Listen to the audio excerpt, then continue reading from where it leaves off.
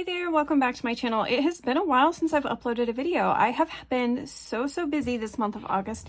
My church had VBS, and so I was heavily involved in that and doing some different craft related things for that. And so my crafting has been on the back burner. So what I have worked on has been worked on and off since the beginning of the month. Just whenever I had free time, I tried to come in my craft room and work on it. But that's okay because this was the largest paper pad that I had chosen for this month because I knew it was going to be a busy month. So this one had 60 sheets of 6x6 paper. And I have smashed the entire thing. In fact, I had, these are the scraps that I have left right here. As you can see, just a few things. In fact, I don't feel bad about tossing this because this is something well, I could use this scrap and I could probably use this scrap, but these other ones I don't feel bad about tossing because they're so small and I couldn't really use them. So that's what I have left from this paper pad. And I'm going to show you here what I made in just a moment. And then also I was able to use up some stickers inside the project that I made. In fact, some of these were partially used already. Like this one, this 12 by 12, there was a few stickers left on this one. This one had a few left. This one was a brand new one. And then this one, no, this was a brand new one. And then this one had, oh, that was also a brand new one actually. So I was able to use up quite a bit of stickers, which is nice because I have a ton of stickers. So whenever I get a chance to use those up, I am very thrilled. So let's stick that to the side. So this is what I ended up making. And like I said, this paper pad was untouched, brand new, 60 sheets. And each of these, I ended up using 17 sheets of the paper. And then I had a few papers left over that I used to make ephemera for these junk journals. So these are my 6x6 spiral bound junk journals. I have made them before in my Etsy shop. In fact, I have this one available right now. It's a dinosaur themed one. And they are so cute. I think they're fantastic. This one would be great for a child or somebody who really likes dinosaurs. You know, some people, or to, you know, journal about somebody who likes dinosaurs. If you want to journal about your grandchildren or something, use it as a photo album, whatever you want. So this one is available. And so that was kind of my inspiration for these because I loved this one so much and how it's made. So each of these have 50 sheets of paper in them. So 100 front and back pages. And I love that when you're working on these, they lay completely flat. And I love that about having a spiral bound junk journal. So I'm going to do a flip through. I won't do a flip through of every single one of these. They are slightly different. They pretty much, as far as like having the same trims and having some like the same amount of trims, like obviously the trims are different. And some of the elements in them are going to be slightly different, but I feel like if you see what one looks like, you'll get the gist. Obviously the covers are different. Like I did 2 pockets using up, this was something else that's been in my stash for a while that I wanted to use up, was these frames. Actually, no, these frames I've not had in my stash very long, but I do have some like them that I've had for a while. They're just round. So I wanted to use some frames, of course, and so I put pockets on the front of this. And this little applique I have had for a while because I got it on clearance at Hobby Lobby, and it's just been in my stash because it's so big. So I did stitch around the heart and sewed that on. And then of course these are stitched around and sewn on before I add the paper. So you won't see any stitching inside that because what I do is I use up like, what did I just do with it? Oh yeah, like the covers from my paper pads. I've been asked before what I do with them. This is one of the projects that I like to make. So I use the covers as like a stabilizer, and then I add like a thin piece of felt or quilt batting, and then I add my my fabric on the outside. So these are fabric covers. And then I add whatever decorations I want on the front. So like I had to sew this button on, and I sewed that button on, and of course this one. And then of course I sewed this on, so I wanted to stitch around that. And then the same for these.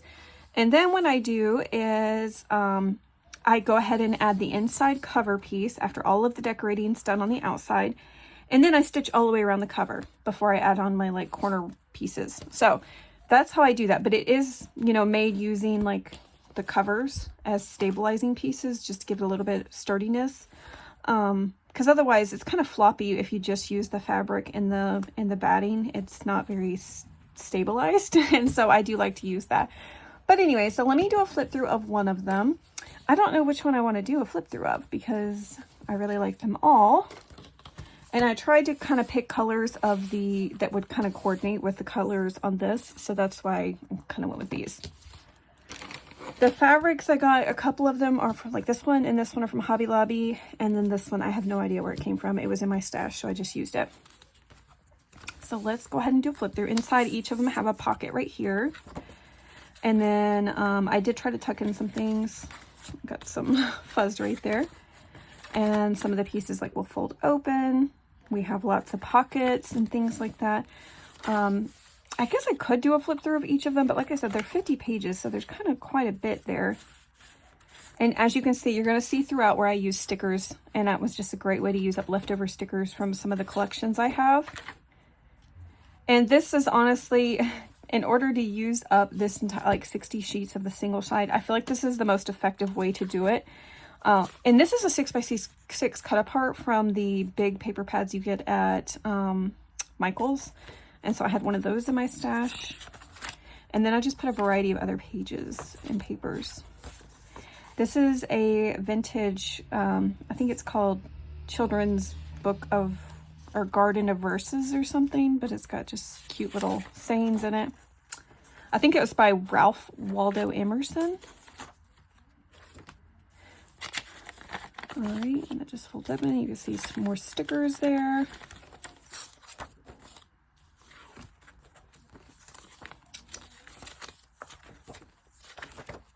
This is some beautiful acetate I got from Joann's whenever they had their clearance before they closed down.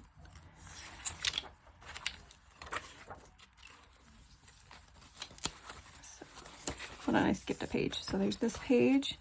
And then here we have, see, this is one of the ways I used up some of my leftover 6x6 sheets. I just turned them into little envelopes. So each one of them does have an envelope, and it also acts as a pocket. And then this is a envelope also that I have a journaling card tucked in that you can journal on.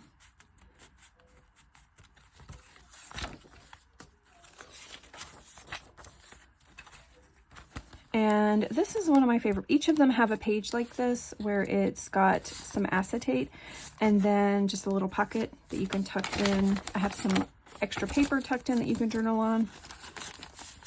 And this was from the idea book that I have. I made following Corey Dahman, and so this is one of the pages that was my favorite, so I wanted to put those in here as well. And then here's another one of the page ideas that I had. So this is like a little glossine bag. So this one I put in incorrectly. I should have added glue here and then glued on the right side. The other ones are like that. This one is not. So this one ended up just, it's kind of on the wrong corner, which makes it a little bit hard to get to one pocket. And I'll show you just a minute. Getting into this pocket is going to be a little bit more challenging because of the spirals, but it's not impossible.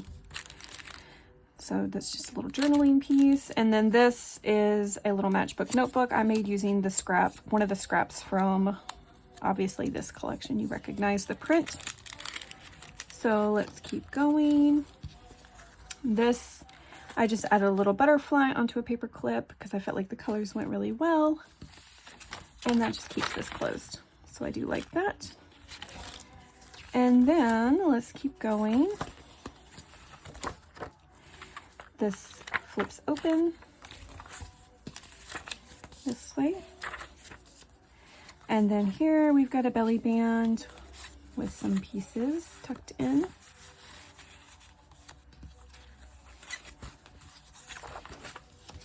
All right. And that is what that looks like. I'll do just a quick flip through of these, see if there's anything different. One of these books I made does not have the tabs. Like I added some fabric tabs to some of them. No, it's got the tabs up top. It's this one. This one didn't have any of the fabric tabs. This one does. I have these at the top, these at the side. I was trying to figure out if I liked it or not. And so I just did each of them kind of a little bit different. See, this one's one of those envelopes I said. Okay, and now these two books also have the pocket page like this. And the difference is I had this huge 12 by 12 sheet. I don't even remember where it came from. I think it was My Mind's Eye. And it was supposed to be a family tree. And I didn't see a real use for it. So that's why I liked the grid paper that people could write on, but I didn't really care for the family tree side. So I just cut it down and then made it into a pocket. And so you will see that in this book and then in the other one. That's the background that I ended up using for the little pocket. It's a belly band. Trying to think if there's anything else.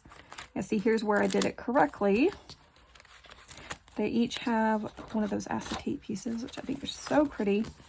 But yeah, I don't think there's anything really else to show inside of this one. Here's another one of those sheets. See, I wasn't crazy about that. But you could definitely kind of collage on top of that. So there's that one. And then this one. I don't think there's anything really to show in this one. I think you kind of get the idea. Very similar pages and stuff inside. But anyway, so that's what I ended up making with that full 6x6 sheet pad. And so it's so nice to smash something else. And not only just that, but being able to smash all of those sticker sheets as well was really nice. So now this week, what I'm going to be doing is I think I'm going to grab this Halloween paper pad. I'm not quite sure yet what I'm going to do with this week, but I do know that I want to go ahead and use it. And this is not a full paper pad. There's only a few sheets left in it because I have used some of it before. So hopefully I can come up with something. I think I'm going to definitely have to pull in some other papers to use with this, just because these are kind of, I don't have any of the ephemera. There's no ephemera that comes with this, and there's so few pages left. I might have to end up pulling some other stuff in, but it'll be a fun challenge to try to use up the rest of this. But anyways, I hope you guys enjoyed the quick flip through and the video, and if you're interested in these, I will have them linked down below. You guys have a great rest of your day. Take care.